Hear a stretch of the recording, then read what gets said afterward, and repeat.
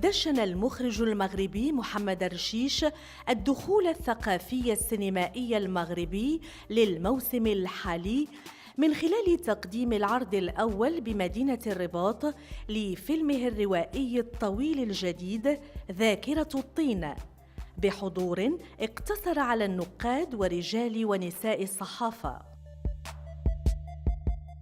ذاكرة الطين تجربة جديدة في مسار مخرج عرف بإنجازاته السينمائية المتميزة بخطاباتها الفنية والتقنية، التي غالباً ما تخلق النقاش والتفاعل بينها وبين الجمهور والنقاد، وهو نقاش وتفاعل لا بد وأن يحضر هذه المرة أيضاً بالنظر لموضوعات الشريط الاجتماعية الصادمة ولغته السينمائية التي تنتصر أكثر لسينما المؤلف.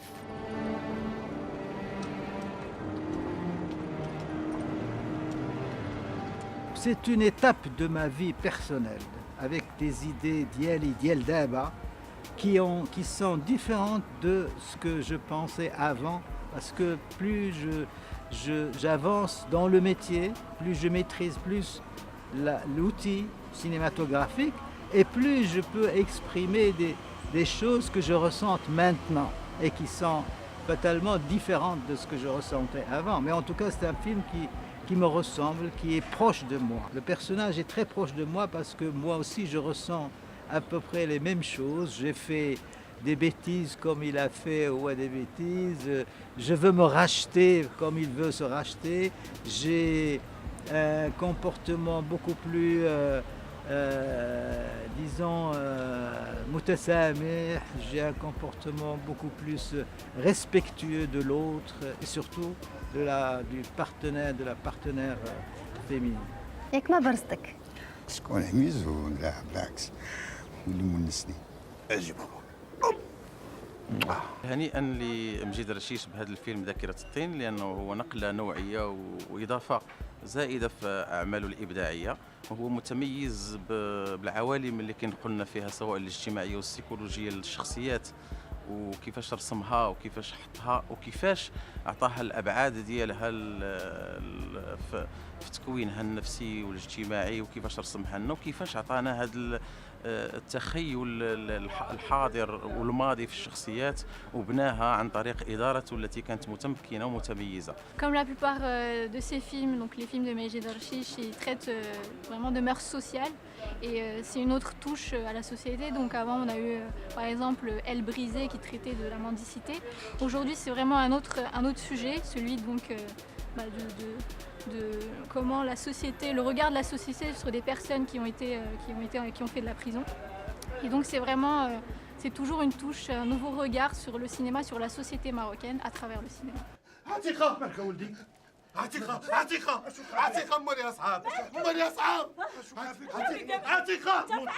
ذاكرة الطين المخرج مجيد رشيش، كاين مجهود، كاين اشتغال كثير على الصورة، كاين قصة متسلسلة مبنية على أساس، إنما هذا لا يمنع من إبداء بعض الملاحظات. كاين مثلا هناك بطء في الإيقاع ديال التسلسل ديال الأحداث. كاين كذلك ملاحظة أخرى على مستوى انتقاء الممثلين، اختيار عبد الله ديدان ربما كان يكون ممثل آخر أكثر قدرة على تسجيل شخصية الفقيه، لأن الشكل اللي ظهر به السي عبد الله ديدان لا ينسجم مع المخيال الشعبي اللي عندنا على الفقيه. هذا لا يطعن في كفاءة عبد الله ديدان كممثل مقتدر، أدى الكثير من الأدوار وكان فيها متألق جدا. وعموما الفيلم يستحق المشاهدة، وجميل جدا أن الواحد يشوف فيلم بحال هذا يشرف السينما المغربية. علاش اللي اخترت العيوب ديالي، أنا يوم جيت للدنيا جيت بالشوار، أنا يوم زلقوني رجلي كان لي خبار. Quand je fais un film, je fais ce que je ressens. Et je ne pense pas à mettre des ingrédients qui vont plaire au public. Je fais ce que je ressens, je suis honnête avec ce public parce que je lui donne ce que je ressens. Maintenant, c'est à lui de lire ce film, c'est à lui de le lire et et de le comprendre comme il veut, comme il l'entend. L'essentiel, c'est qu'il y ait un débat entre moi et le public. Créer un débat. Pas un film qu'on consomme et qu'on oublie. Waha, qu'il y ait des films agréables, commerciaux, des films, mais qu'on oublie. Alors, moi, je pense que c'est un film qui me rapproche du public, de certains publics, évidemment. Et j'aurais souhaité que ce film touche la majorité du public. Mais c'est un souhait. Est-ce que je vais réussir? Est-ce que le film va réussir à le faire ou pas? Maintenant, ça reste pour le public de le juger. لا ما تبقاي مجرجرة معايا هاد السنين كلها. ننسى عايلي. Regardez ce film comme si vous lisez un livre, c'est-à-dire il faut le voir et il faut lire au-delà des images, au-delà des dialogues. Il faut essayer de le voir et de le revoir, bien sûr. Et soyez indulgents, indulgents dans la mesure où ce n'est pas un film commercial, c'est un film d'auteur. Et c'est un film d'auteur qui demande la participation active du spectateur. Alors, je lui demande de m'accorder au moins ce privilège de le voir tranquillement et d'essayer de trouver la chose essentielle de ce film.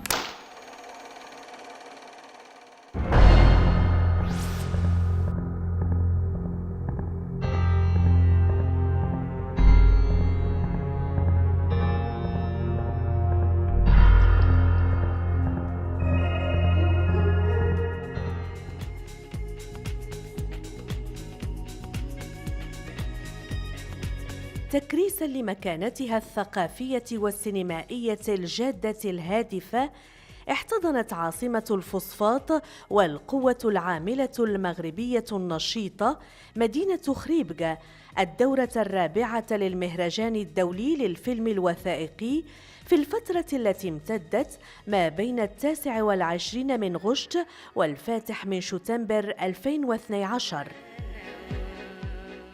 قبل انطلاق فعاليات حفل الافتتاح كانت أسئلة عديدة تحاصر رئيس المهرجان السيد حبيب الناصري ومعه مدير الدورة الدكتور بشعيب المسعودي من طرف الصحفيين والمتتبعين، كسؤال السياق العام الذي ينظم فيه المهرجان وإضافاته الفنية بمدينة معروفة ومشهورة منذ سنوات السبعينيات من القرن الماضي بتنظيم المهرجان الدولي للفيلم الروائي الإفريقي. السياق العام الذي تأتي فيه الدورة الرابعة للمهرجان الدولي للفيلم الوثائقي والمنظم من طرف جمعية المهرجان الدولي للفيلم الوثائقي الرغبة في الحفاظ على الاستمرارية، الرغبة في ترسيخ موعد قار لهذا المهرجان، الرغبة في الانخراط في سؤال الثقافة الفيلم الوثائقي ببلادنا، والرغبة في تطوير هذه الثقافة، والرغبة أيضا في تطوير صورة المغرب السينمائية الثقافية الوثائقية. هذه هي الهواجس والسياقات العامة التي تأتي من خلال هذه الدورة الرابعة. المهرجان الدولي للفيلم الوثائقي بخريبكا إضافة نوعية بالنسبة لمدينة خريبكا. مدينة خريبكا اللي كتعرف بالمهرجان السينما الإفريقية، أول وأقدم مهرجان. هذا إضافة نوعية لأنه كيعطينا واحد النوع خاص من الأفلام. الناس كيعرفوا بأن الفيلم الوثائقي هو ماضينا وهو الحاضر ديالنا، وكيأسس لنا وكيوضح لنا المستقبل، كيصحح لنا الأخطاء باش نصوب واحد المستقبل جيد. كلمات حفل الافتتاح خاصة كلمة السيد نور الدين صايل المدير العام للمركز السينمائي المغربي جاءت لتؤكد على أهمية المهرجان في توسيع دائرة إشعاع الفيلم الوثائقي بين الجمهور المغربي، وخلق حوار جاد مع الفاعلين مغاربة وأجانب حول هذا الجنس الإبداعي المختلف فنياً وتقنياً، مع ضرورة تمكينه من الوسائل المادية والمعنوية ليصبح موعداً سينمائياً مغربياً قاراً. الحفل تميز بداية بتدفق العواطف الإنسانية الجياشة والكلمات الطيبة في حق مجموعة من الوجوه المغربية والأجنبية التي تم اختيارها للتكريم. البداية توجهت صوب الأناضول وممر البوسفور من خلال تكريم المخرج التركي مدير مهرجان إسطنبول السينمائي حلمي إتيكون تحية لمساره الفني ولصداقته للمغرب والمغاربة، صداقة أكدها المخرج عز العرب العلوي في الشهادة التي ألقاها بالمناسبة.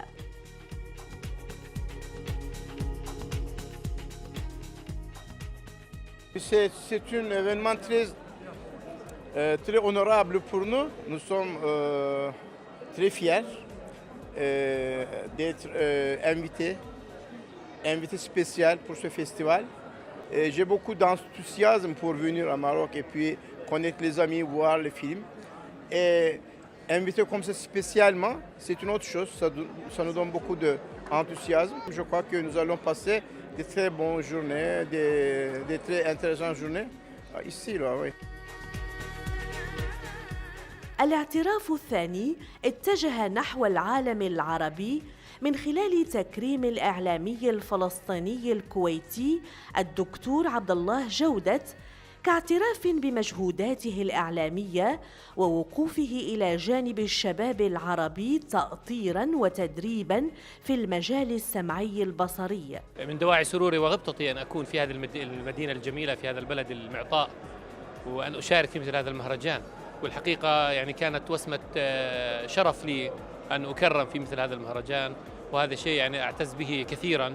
والحقيقة أنه يعني مثل هذا الصنعة الوثائقية هي صنعة عزيزة وصنعة احترافية يقوم بها المبدعون، ومشاركتي في مثل هذا المهرجان هو تأكيد من طرفي لهذه الجهود وتأكيد لهذه الرغبة في التوجه نحو تطوير الفيلم الوثائقي في المغرب وفي العالم العربي عموما، كونه يسهم إسهام مباشر في تطوير الثقافة وتنمية الوعي في مجتمعاتنا العربية والإسلامية.